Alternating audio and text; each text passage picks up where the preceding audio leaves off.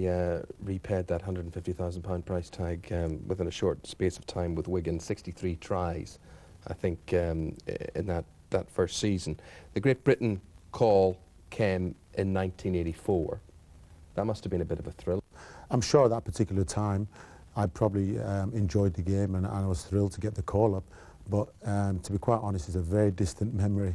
Lucky for Australia that, but England running with plenty of purpose now. Out it comes for Hume, taking it on to Ellery, Hanley, heading for the corner, Hanley, he'll score! But nevertheless, you did make the history books on a number of fronts, and one of them was being the first black player to captain Great Britain.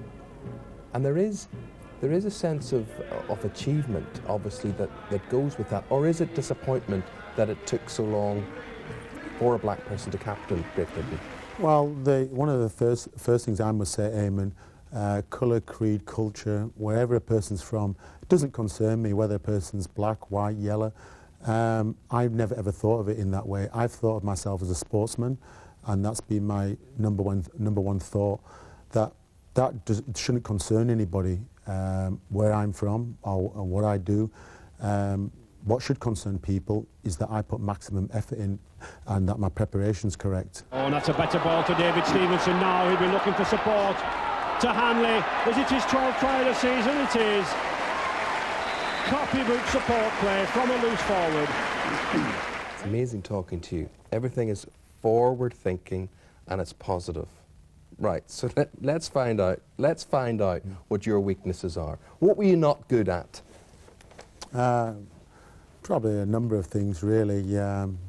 Probably I was a late arrival into the sort of like computer world, really, now. And but now that irritates you now, does it? Well, it doesn't so much really irritate me now, other than the fact that I go to class now, and I've started to teach myself about computers, and because it's the way forward. But it's something in life. I think that we all have goals and we all have dreams. I think that one of the things I want to actually do is make sure that I achieve all my goals and my dreams. See, there you go. You're being positive again. Did somebody teach you this, or is this you?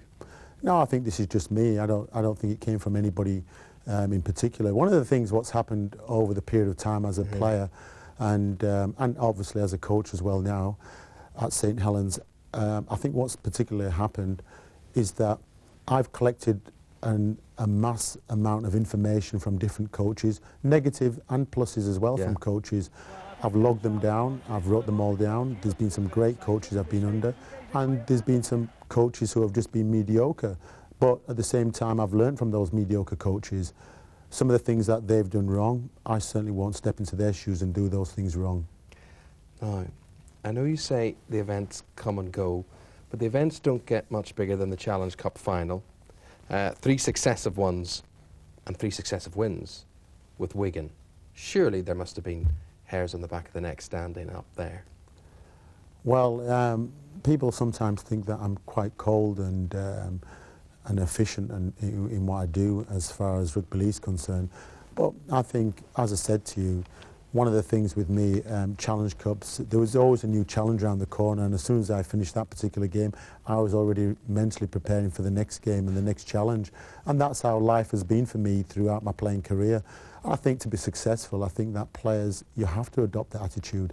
Once you slip into and you go down the path of thinking to yourself, well, okay, I've achieved something here, you start to forget exactly what's ahead of you. And that's one of the things I never ever wanted to do. I wanted to make sure that I was always prepared. And one of the things I always wanted to do, whether the spectators loved me or hated me, I wanted to make sure that as soon as I went on the football field, I knew that I'd played to the maximum and I gave myself the best preparation possible.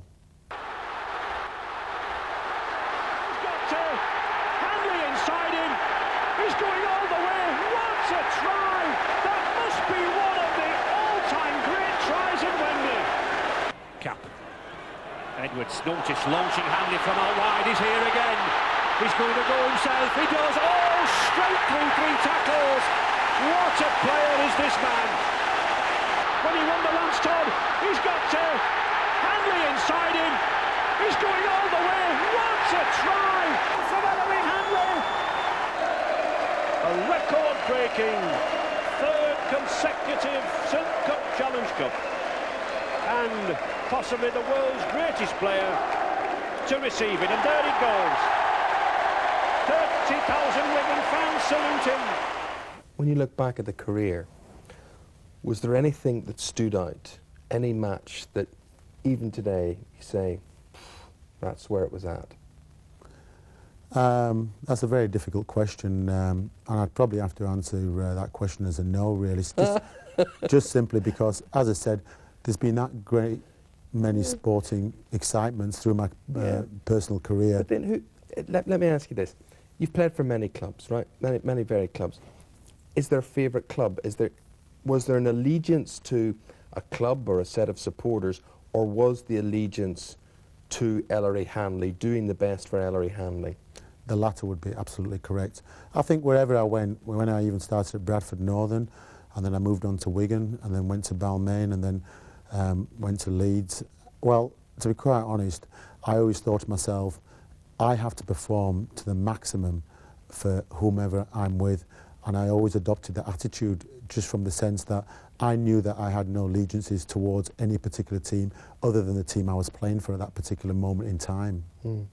One of the things, though, moving to Leeds must have done, and it must have featured in the game plan, was to bring you on in the coaching sense, because that was a player coaching role, wasn't it? Yeah, that's right. But even before I'd started being assistant coach at Leeds, I'd already adopted coaching back in my Wigan days.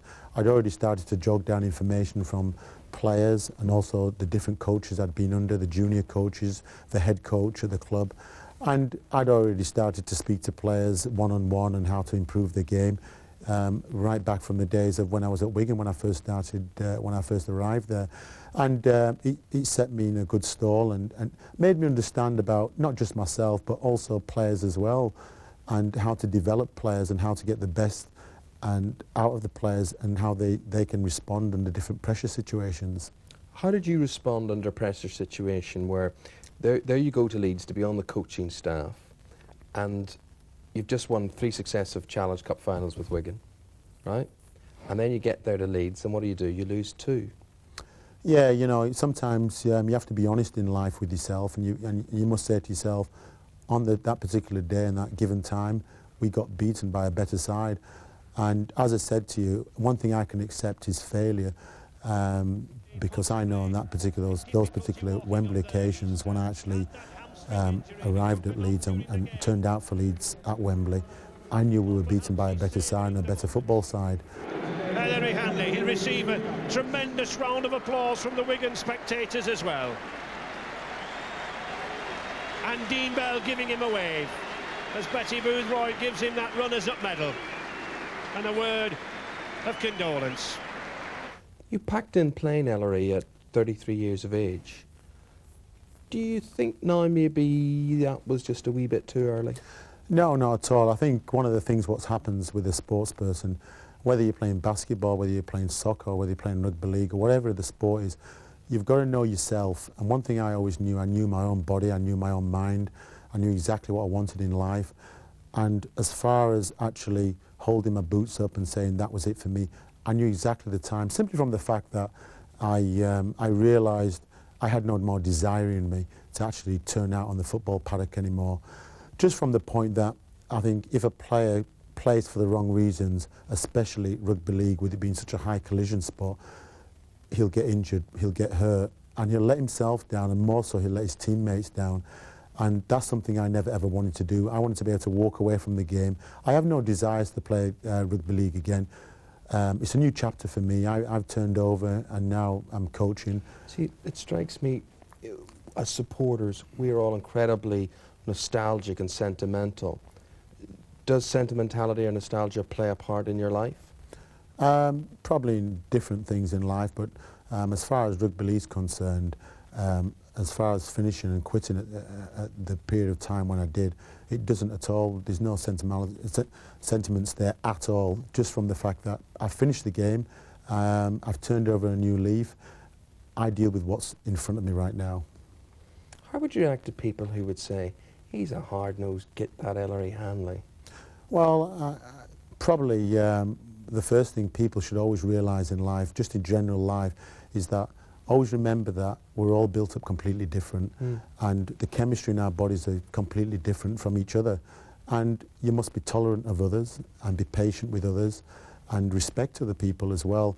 And that's something I always do. I always listen, and I'm always tolerant of other people and realise that some people have special needs and some people you have to have a little bit more patience with. And I think that for the people who probably do think, God, he's a cold sod, it's just that I try to make sure that when I do a job, I do it to the best of my ability and very, very professionally. And there's no doubt that composition is certainly a lot of what has made you a sporting great. I would also suggest to you, Ellery, that perhaps it was easier for you to give up playing because you had another goal in mind. You wanted to now be a good coach. Not at all. Got that wrong. you couldn't be further from the truth, really, there. And just from the, well, to answer that question really simply, I gave up playing rugby league not to pursue another career in coaching. I gave up rugby league because I knew Ellery Hanley was finished as a rugby league player. As I said to you, I had no desire. Then I had no wish. Why take on the Great Britain coaching job? Why go to Australia to learn coaching techniques there then? Well, to be quite honest, at that particular time I was playing still. When I actually took over the Great Britain job, I was still playing.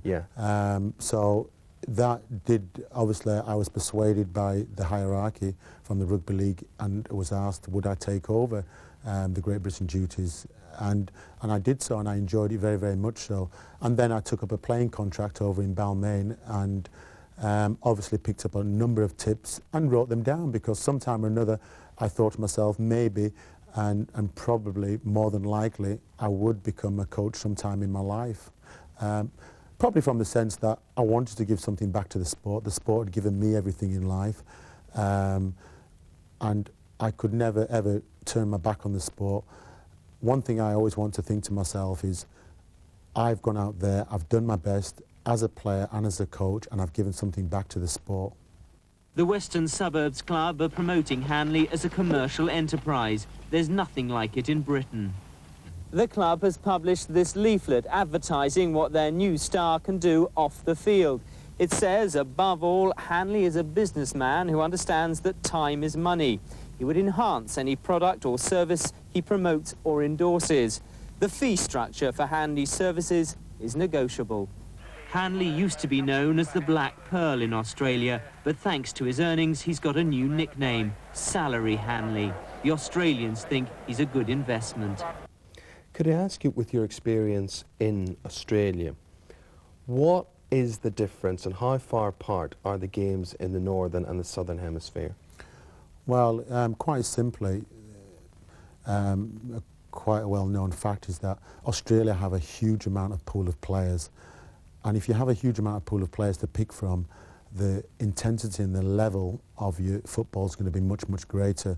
Here in Great Britain, we've still got a lot of catching up to do, because we've got to battle against soccer, we've got to battle against cricket. There's so many different other sports we've got to battle against. In Australia, it's almost like the #1 sport there.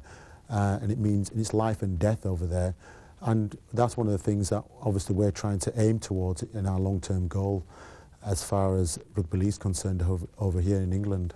What are your long-term goals now? You're only a guy in his mid-30s now. You've packed in playing. You are coaching away there. Is coaching long-term or not? No, my only goals are this. Every time I take St Helens out to play the opposition, is to be able to look up at the scoreboard and know that I've outscored the opposition, whomever they are. They are my short-term goals, and that's all I'm interested in from week to week. So, the sport, is there anything outside sport?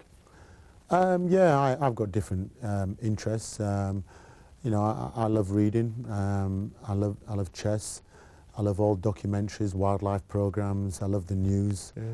Your show too as well is a good show too as well. But yeah, there's a number of different things I enjoy doing. And as I said to you, I think it's very important that everybody in life has different avenues and have different interests in life. Because one of the things what will happen if as far as